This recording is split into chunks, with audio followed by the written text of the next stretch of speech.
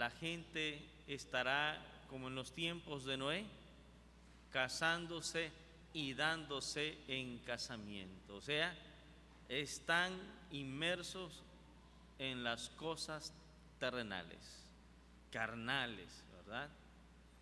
Pero ¿estás orando tú para que el Señor ya venga en su segunda venida? ¿Anhelas en tu corazón ese gran acontecimiento, poderlo ver ya en nuestra generación y ser esa generación que no conozca la muerte? ¿Ya estás preparado para ese encuentro con Jesús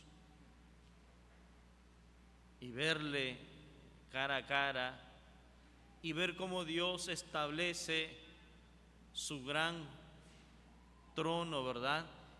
Y su juicio sobre todos los seres vivientes de la tierra? Yo creo que muchos estamos muy lejos de anhelar esas cosas. ¿Qué es lo que anhelamos hoy en día? Les voy a decir qué anhelamos. Anhelamos salud, ¿verdad? Es lo primordial. Estamos bien. ¿Qué más anhelamos? Un buen trabajo, un buen salario. ¿Qué anhelamos como iglesia? Mande. ¿Qué más anhelamos? Prosperidad, sí es cierto. Propiedades, exacto. Hacer recursos materiales para el futuro, para nuestro futuro y para el futuro de nuestros hijos. Y así pasamos, hermanos, nuestra vida cristiana y pasan los años, pero yo no sé si en tus anhelos está el que, Señor, ya te quiero conocer, ya quiero estar en tus mansiones, ya quiero que vengas para que me digas: en lo poco he sido fiel, en lo mucho te pondré. ¿Cuántas veces oramos por esto? Casi no, ¿verdad? Eso indica, hermanos, que en realidad poco nos estamos preparando para ese gran acontecimiento. Y entonces el Señor nos narra, o el Señor narra a sus discípulos esta parábola de las 10 vírgenes, el novio que viene por la iglesia. Les invito a orar. Padre amado, que moras en los cielos, en esta tarde, esta noche ya, Señor, una vez más a ti acudimos, Padre Santo, rogándote la dirección de tu Santo Espíritu, Señor, y concede, Padre amado, que esta parábola que tú dijiste hace muchos años pueda ser de gran bendición para nuestras vidas y alertarnos, Señor, a prepararnos espiritualmente para cuando tú aparezcas, tu señal aparezca en las nubes, Señor, viniendo con gran gloria y poder, Señor. Permite pues que tu Santo Espíritu abra nuestro entendimiento y nuestro corazón y estemos atentos a tu mensaje en esta noche. En Cristo Jesús te lo pedimos. Amén. Cuando analizaba yo el pasaje bíblico, me surgió una pregunta. ¿Y por qué las doncellas, o las vírgenes más bien, las vírgenes tenían que estar preparadas con aceite para recibir al esposo? Y qué suerte tenemos nosotros, voy a usar esta palabra, qué suerte tenemos hoy nosotros los varones, porque ¿cuántos días duran nuestras fiestas de boda? A lo mucho 2, y ya el que se casa por la iglesia, pues a lo mejor 4, ¿verdad? O 3. Cuando nos casamos por lo civil, los preparativos para la boda, ¿verdad? Que van a llegar los invitados, el casamiento por la iglesia, y bueno, a lo mucho 4, ¿verdad? 4 días. Pero en aquel tiempo hermanos, se extendían las bodas hasta 30 días. Imagínense ustedes que son 30 días de celebración. El novio tenía que ir cuando se enamoraba de una muchacha, tenía que llevar obsequios, tenía que llevar como una especie, una alforja llena de vino, y aparte tenía que llevar un contrato escrito cuando iba a dialogar el novio con los papás de la novia. Y luego ya de ahí empezaban preparativos. De ahí venían los padres a hablar con los otros padres, a ponerse de acuerdo. El punto es que cuando llegaba el tiempo, a partir de que ya los padres hacían arreglos, el novio regresaba a casa de sus padres a preparar la cámara nupcial.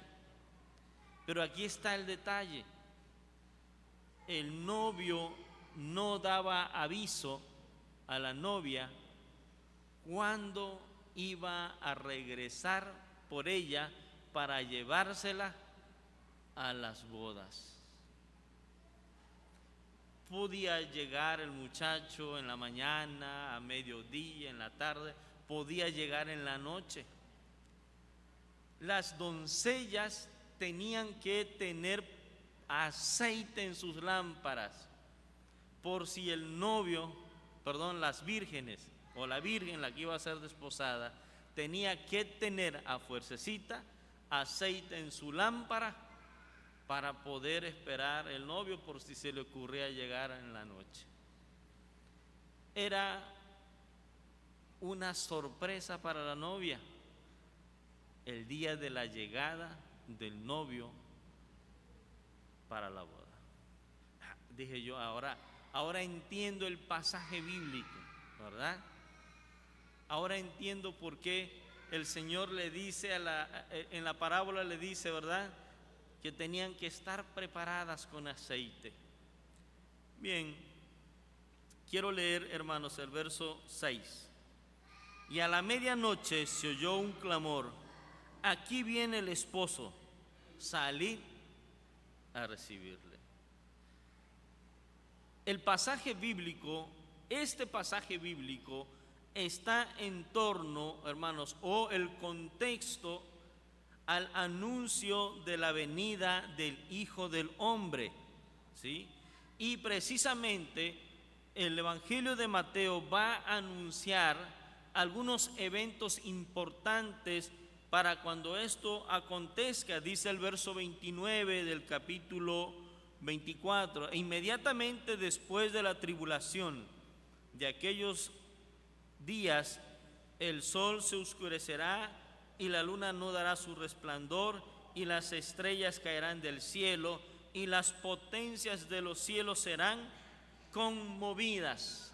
Acontecimientos sobrenaturales, ¿verdad?, o naturales, como queramos llamarle, eventos únicos en la historia de la humanidad.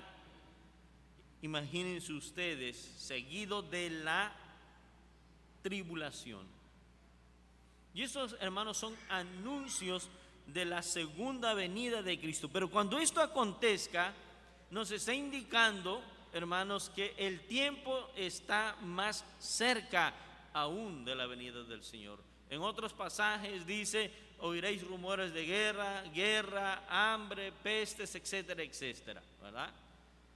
La maldad aumentará. Y son anuncios de que la segunda venida de Cristo está cerca. Pero estos acontecimientos están ya previos a la venida del Señor Jesucristo. Seguido de eso, dice la Escritura: aparecerá la señal del Hijo del Hombre en el cielo. Y seguido dice: y entonces lamentarán los hijos de los hombres, las tribus de las tierras, y luego verán al Hijo del Hombre viniendo sobre las nubes del cielo con poder y gran gloria. ¿Sí? Voy a tomar esa última frase. cuando nuestro Señor Jesucristo vino por primera vez, pregunto, ¿Él vino con poder y gran gloria?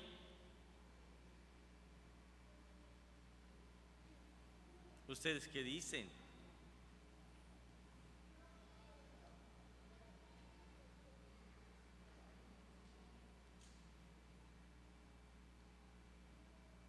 ¿Vino con poder y gran gloria el Señor Jesucristo?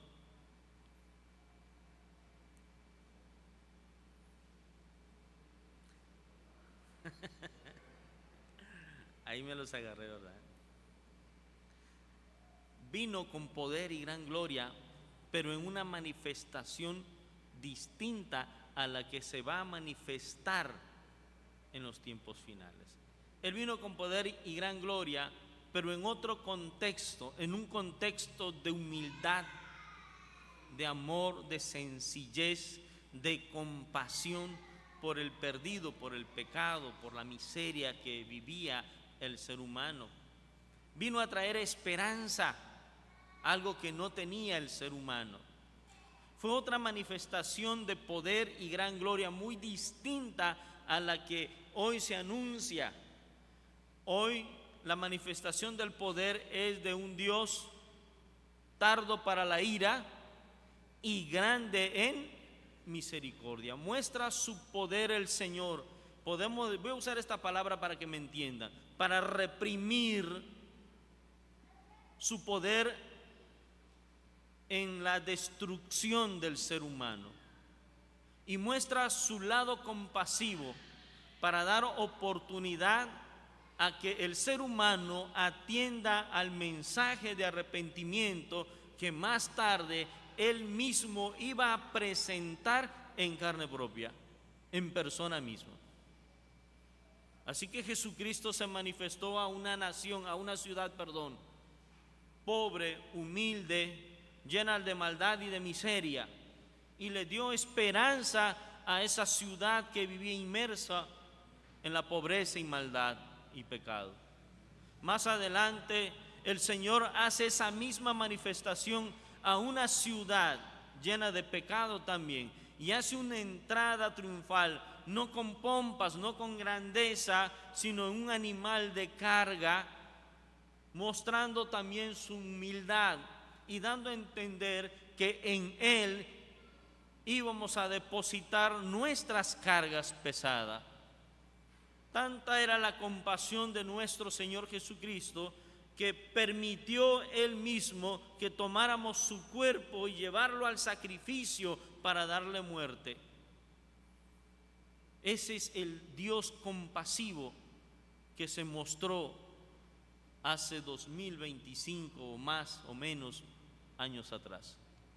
Pero este pasaje muestra algo diferente. Aquí va a manifestar la grandeza, su poder, algo que nosotros jamás hemos visto con nuestros ojos, ¿sí? Ya no es aquel Dios compasivo que se manifiesta lleno de amor. Ahora ya no, aquí se manifiesta con grandeza. Aquí va a manifestar nuestro Dios lo que Él es en realidad, ¿sí? Lo que nosotros hoy no hemos visto con nuestros ojos. Imagínense ustedes las grandes señales que habrán, estos eventos uno tras otros. Para empezar, hermanos, la maldad se aumentará, y habla precisamente de la tribulación, o en otros pasajes bíblicos, de la gran tribulación, donde Satanás o el anticristo va a ser suelto para engañar incluso a los escogidos de Dios. Pero por amor a los escogidos dice que este tiempo el Señor lo va a acortar, pero son señales de que la venida de Cristo está cerca. Ahora vean ustedes, el sol se oscurecerá. Le van a apagar a nuestro solecito, ¿verdad? ¿Qué más va a pasar? La luna también se quedará en oscuro. No suena a eclipse, hermanos, porque tanto el sol y la luna estarán apagados. Y luego dice, y las estrellas caerán del cielo. Habrá, hermanos, un poco de conmoción, ¿verdad?, en la vida del ser humano. Una gran conmoción. Y esto, hermanos, es la manifestación del poder de Dios. Pero cuando Él aparezca en las nubes, hermanos, descenderá a la tierra, y hay una doctrina, ¿verdad?, de los arminianos, creo que sí, o dispensacionalistas, no me acuerdo, que creen que habrá segunda oportunidad cuando el Señor, ¿verdad?, aparezca allá en las nubes, su señal, y la iglesia, los que creen en el arrebato o rapto, desaparezcan de aquí de la tierra. Habrá un periodo de 1000 años. Si tú crees eso, estás perdido, porque el Señor ya no se presenta con segundas oportunidades. Él viene para establecer su juicio.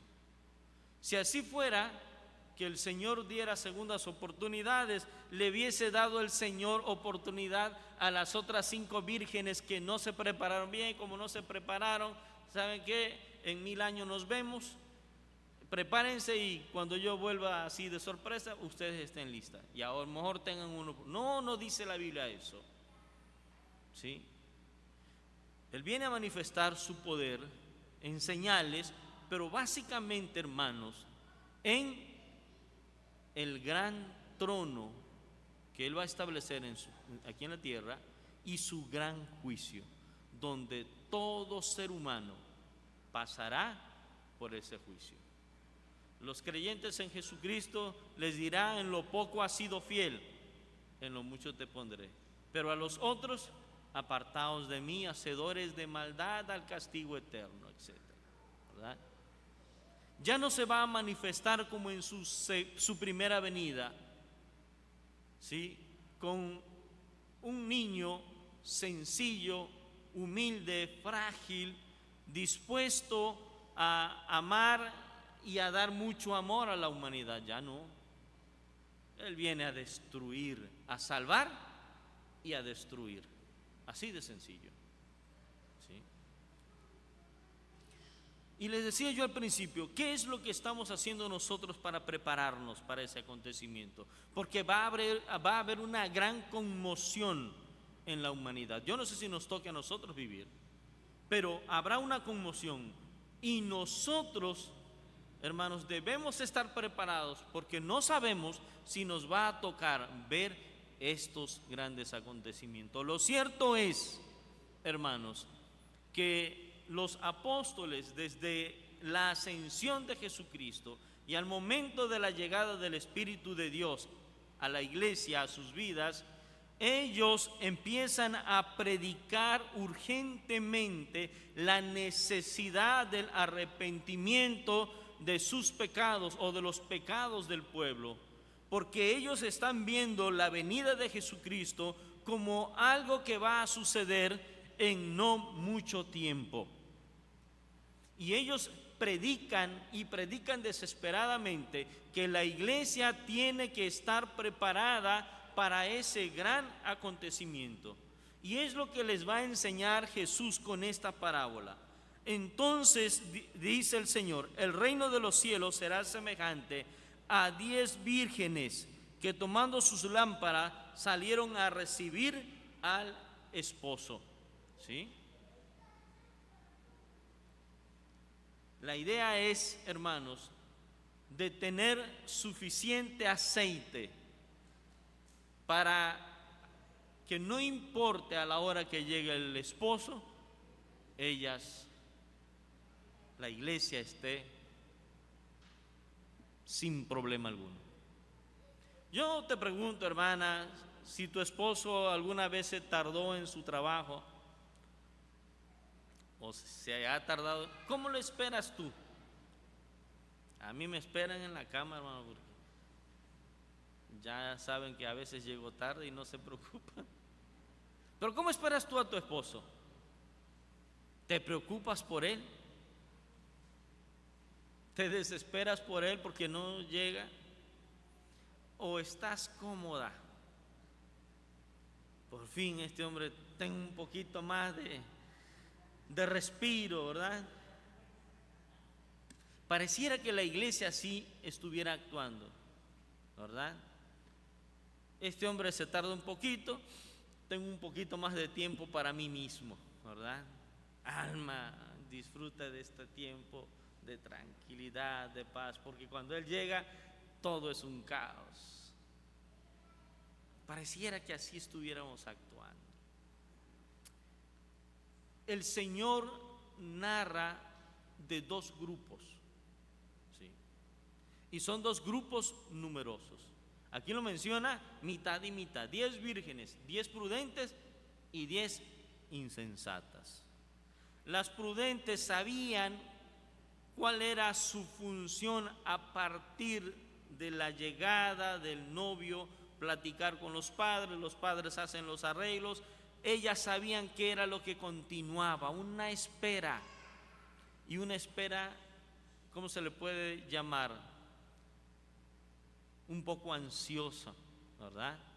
Estresante, desesperante, entre alegría, emoción y ¿la voy a regar o no la voy a regar? ¿Sí? Y habían 5 que va a tardar, se imagina, va a preparar la casa, cómo está el ladrillo, el cemento, y el trabajo que tiene, sí se va a llevar un buen tiempecito, ¿verdad? Es la idea, hermanos, que nosotros a lo mejor estamos manejando.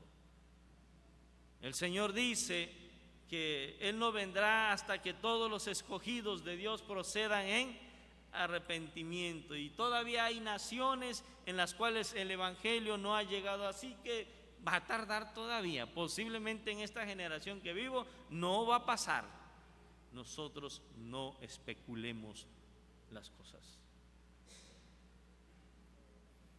Así que, hermanos, ¿cuál sería la relación entre el novio y la novia, entre Jesucristo y su iglesia?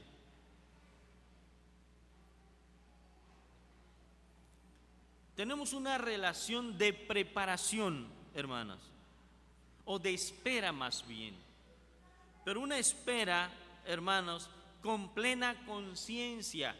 Los apóstoles, la iglesia primitiva, ya estaba preparada para el retorno de nuestro Señor Jesucristo, y partieron a la presencia de Dios así, preparadas, como si Él llegara mañana al encuentro con la novia o con su iglesia. La iglesia actual debe estar preparada de esta misma manera.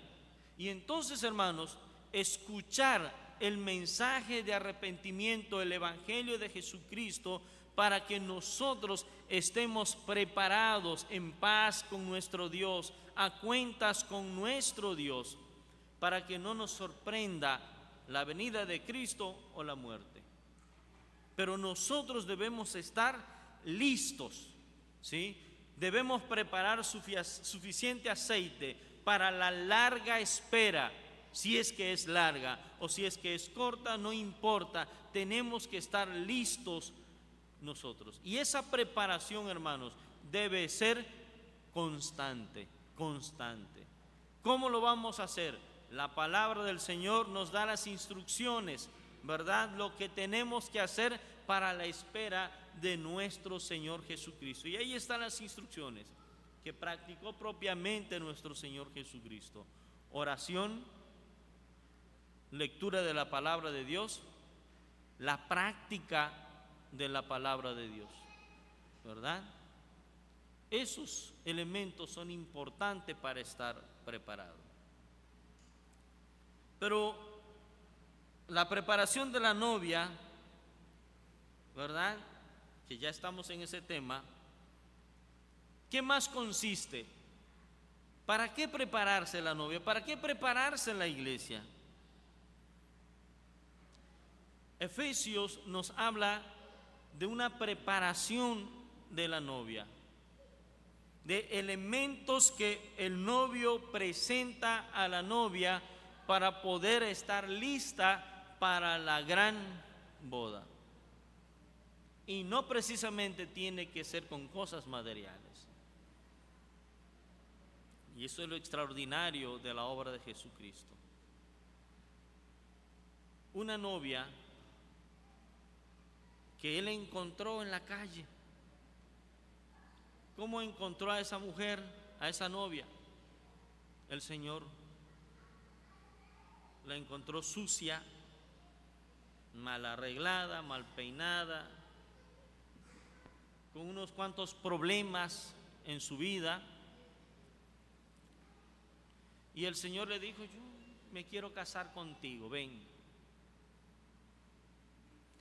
Y el Señor fue trabajando en su novia. Le proveyó de ropas blancas, ¿verdad? Le proveyó de amor, de compasión, de misericordia. Perdonó todo lo mal que ella vivió allá en la calle, en el mundo. Y cuando él la vio ya perfecta, limpia, pura, él se la presenta a sí mismo como una novia como sin manchas y sin arrugas, una belleza, una novia espléndida, con un estatus, ¿verdad? Con una posición. Y esa es la iglesia del Señor Jesucristo. Pablo dice: a fin de presentársela una iglesia gloriosa que no tuviese manchas ni arrugas ni cosas semejantes. Una iglesia perfecta. Y entonces aquí están, hermanos, los obsequios de Dios para esa novia. Aquí lo tenemos. Aquí están nuestras vestimentas. Aquí están lo que necesitamos, los ornatos. Aquí está todo lo que yo necesito para prepararme, para que cuando llegue el esposo, hermanos, no salgamos todavía a buscar el aceite y las ropas para vestirnos, que ya estemos listos para la gran boda.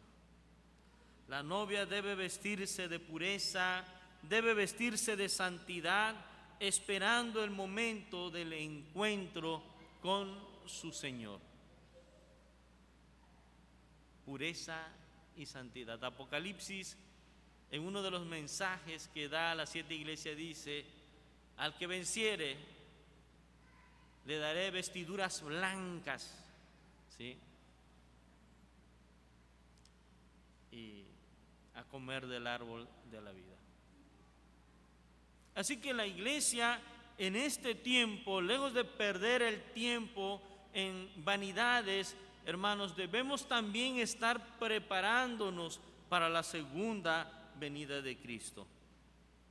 Porque una vez que el esposo llegue, o una vez que Cristo venga, hermanos, será la manifestación gloriosa del Cordero de Dios o del esposo. ¿Qué va a pasar en ese tiempo? ¿Qué va a pasar con el regreso de Cristo? No es como los dispensacionalistas creen, ¿verdad? O los arminianos creen que van a pasar 1000 años y en esos 1000 años que el Señor esté en los aires habrá oportunidad. No, el Señor descenderá, ya no habrá oportunidad, ¿sí? El regreso de Cristo marca la unión definitiva entre Él y su iglesia. La iglesia sale a recibir al esposo, al Hijo de Dios en los aires, en los cielos. Descenderá y será, hermanos, por la eternidad esa unión para siempre. Así que acá en el en capítulo 24, dice: cuando vean la señal del Hijo del Hombre, dice, y entonces lamentarán todas las tribus de la tierra y verán al Hijo del Hombre viniendo sobre las nubes del cielo con poder y gran gloria. Para entonces la iglesia que esté preparada entra en esa unión íntima con el Señor. Pero todos aquellos que no se prepararon y no creyeron, hermanos, simple y sencillamente tendrán esta acción: lamentarse de no haber aceptado el Evangelio de Jesucristo. Es más, se van a arrepentir de sus pecados, pero hermanos, será demasiado tarde. Como en los días de Noé, ¿se arrepintieron de sus pecados? Sí, se arrepintieron. Gritaron a Noé: ábrenos la puerta. Pero la puerta no la cerró Noé, la puerta la cerró Dios. Y esas puertas no se abrieron hasta mucho después de que dejó de llover sobre la faz de la tierra. ¿Sí? Así que, hermano, si tú crees que tienes tiempo todavía para darte esos placeres carnales, mundanos, estás equivocado. Aprovecha hoy ese tiempo. Date prisa. ¿Sí? Date prisa, porque dos cosas van a suceder. O nos vamos a encontrar con la muerte, o nos vamos a encontrar con la manifestación del poder de Dios descendiendo, al ver al descender a nuestro Rey de Reyes y Señor de Señores. Y si no te encontró preparado, aunque tú toques como las otras 5 vírgenes: Señor, ábrenos la puerta, déjame decirte que también en la parábola el que cierra la puerta es Dios. Y lo que Dios cierra, ningún ser humano puede abrir, solo Él puede abrir. Así que, hermanos, evitémonos lamentaciones, evitémonos juicios, condenaciones, y prepárate, hermanos, con diligencia todos los días para ese gran retorno de nuestro Señor y Salvador Jesucristo, para que en aquel acontecimiento Él nos diga: en lo poco has sido fiel, en lo mucho te pondré. Entra en el gozo de tu Señor. Y no escuchemos: apartaos de mí, hacedores de maldad, al castigo eterno.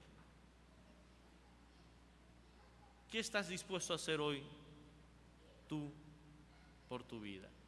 No es por Dios, es por tu vida. ¿Estás dispuesto a prepararte? ¿Estás listo para la llegada de nuestro Señor Jesucristo?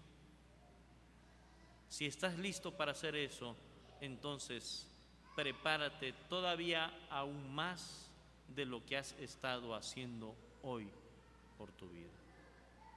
Y estemos listos para recibir a nuestro Rey de Reyes y Señor de señores, descendiendo sobre las nubes. Que el Señor nos bendiga, hermano.